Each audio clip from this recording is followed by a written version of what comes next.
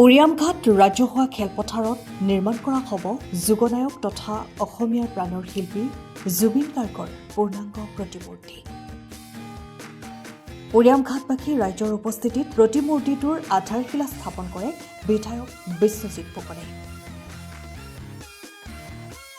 উৰিয়ামঘাট ৰাজহুৱা খেলপথাৰত উৰিয়ামঘাটবাসী ৰাইজৰ উদ্যোগত নিৰ্মাণ কৰিবলগীয়া প্ৰাণৰ শিল্পী অসমীয়াৰ হিয়াৰমঠু জুবিন গাৰ্গৰ স্মৃতি যুগমীয়া কৰি ৰখাৰ উদ্দেশ্যে এটি প্ৰতিমূৰ্তিৰ আধাৰশিলা স্থাপন কৰা হয়।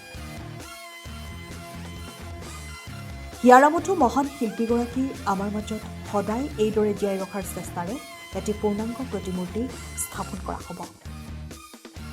অনুষ্ঠানত বড়ো কছাৰী কল্যাণ স্বায়ত্তশাসিত পৰিষদৰ কাৰ্যবাহী সদস্য প্ৰদীপ স্বৰ্গীয়াৰী, বৰপথাৰ পৌৰসভাৰ পৌৰপতি সঞ্জীৱ কুমাৰ বৰুৱা, আঞ্চলিক পঞ্চায়তৰ সভাপতি দিল বাহাদুৰ লিম্বু, বৰপথাৰ জিলা পৰিষদৰ সদস্য ক্ষীৰেশ্বৰ বড়ো, বিকাশ বৰা, বিমান গগৈ, প্ৰতাপ গগৈ, গুণীৰাম বড়োকে প্ৰমুখ কৰি বহুকেইগৰাকী গণ্যমান্য ব্যক্তিৰ লগতে বিভিন্ন দল সংগঠন আৰু জ্যেষ্ঠ নাগৰিকসকল উপস্থিত থাকে।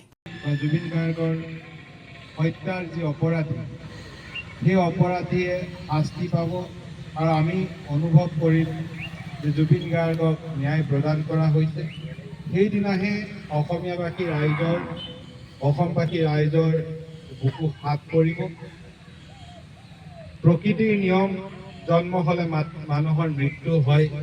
কোনো মানুহেই আজীৱন বা চিৰজীৱন জীয়াই নাথাকে, কিন্তু জুবিন গাৰ্গৰ জন্ম হৈছে। জুবিন গাৰ্গ যেন চিৰদিন আমাৰ মাজত অমৰ হৈ থাকিব, সেই অনুভৱ আমাৰ হৈছে।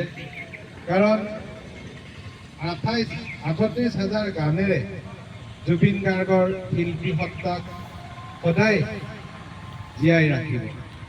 এই 38,000 গানৰ সৃষ্টিৰ মূল মানুহজনৰ প্ৰতি গভীৰ শ্ৰদ্ধা নিবেদন কৰা। বৰফুকনৰ মুখমণ্ডল কেনেকুৱা হ'ব, শৰীৰৰ গঠন কেনেকুৱা হ'ব, মানুহৰ দ্বিমত আছিল। কিন্তু বীৰেন সিনহাই এবাৰ লাচিতৰ প্ৰতিমূৰ্তি নিৰ্মাণ কৰাৰ পাছত কোনো ব্যক্তিয়ে প্ৰতিমূৰ্তি কেনেকুৱা হ'ব তাৰ বিতৰ্ক কৰা নাই আৰু সেই প্ৰতিমূৰ্তি সৰ্বজন গৃহীত। যেনেকৈ সাধনীৰ প্ৰতিমূৰ্তি যদি চাই, আমাৰ নাৰীগৰাকীৰ মুখৰ যিটো অভিব্যক্তি, সেইটো প্ৰকাশ কৰিব নোৱাৰি। আমি যদি নাৰীগৰাকীৰ মুখত হাঁহি দি দিওঁ, নাৰীগৰাকীৰ মুখত যদি ভয় খোৱা ভাৱ এটা দিওঁ, তেতিয়াহ'লে প্ৰতিমূৰ্তিটো সম্পূৰ্ণ নহয়। প্ৰতিমূৰ্তিটোত সাহস। সময়ৰ খবৰ সময়ত পাবলৈ ফ'ল' কৰক টাইম অফ আছাম।